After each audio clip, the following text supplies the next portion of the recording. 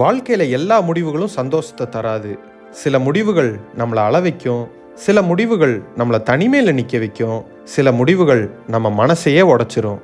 ஆனால் அந்த முடிவுகள் தான் சில நேரம் நம்ம வாழ்க்கையை காப்பாற்றும்.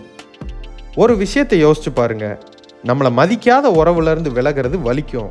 ஏன்னா அங்கே நிறைய நினைவுகள் இருக்கும், நிறைய எதிர்பார்ப்புகள் இருக்கும். ஆனால் அங்கேயே இருந்து நம்மளோட மன நிம்மதியை இழக்கிறத விட வலியோட விலகிறது நல்லது.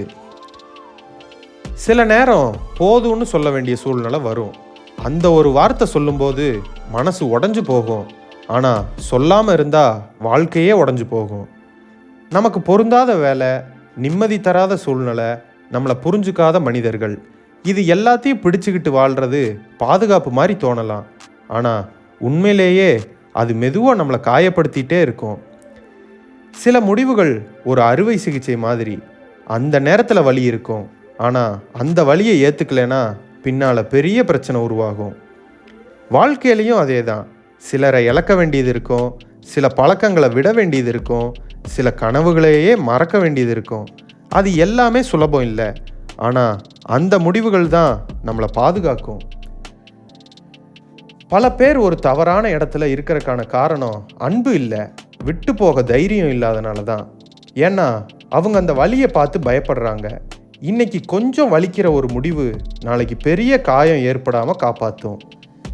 சில தடைகள் ஏற்படும் போது நம்ம அழுவோம், ஆனால் கொஞ்ச காலம் கழித்து தான் புரியும், அன்னைக்கு அந்த தடைகள் ஏற்படலைன்னா இன்னைக்கு நம்ம வாழ்க்கை ரொம்ப மோசமாயிருக்கும்னு புரியும். அதனால் நண்பர்களே, ஒரு முடிவு உங்களுக்கு வலியை கொடுக்குதுன்னா அது தவறான முடிவுன்னு அர்த்தம் இல்லை. சில நேரம் சரியான முடிவு தான் பெரிய வலியை கொடுக்கும். ஏன்னா அது நம்ம பழைய வாழ்க்கையிலேருந்து வெளியே கொண்டு வருது. ஞாபகம் வச்சுக்கோங்க, தற்காலிக வலி நிரந்தர சந்தோஷத்தை கொடுக்கும். ஆனால் தற்காலிக சந்தோஷத்துக்காக எடுக்கிற தவறான முடிவு நிரந்தர வலியை கொடுக்கும். அதனால் உங்கள் மன நிம்மதியை காப்பாற்றுற முடிவை எடுக்க தயங்காதீங்க. இன்றைக்கி அது வலிக்கலாம், ஆனால் ஒரு நாள் நீங்கள் திரும்பி பார்த்து அந்த முடிவு தான் என்னை காப்பாற்றுச்சுன்னு நினைப்பீங்க. நன்றி. இந்த வீடியோ பிடிச்சிருந்தா லைக் பண்ணுங்கள், சப்ஸ்கிரைப் பண்ணுங்கள். இதே மாதிரி இன்னொரு வீடியோவில் மீட் பண்ணலாம். பாய்.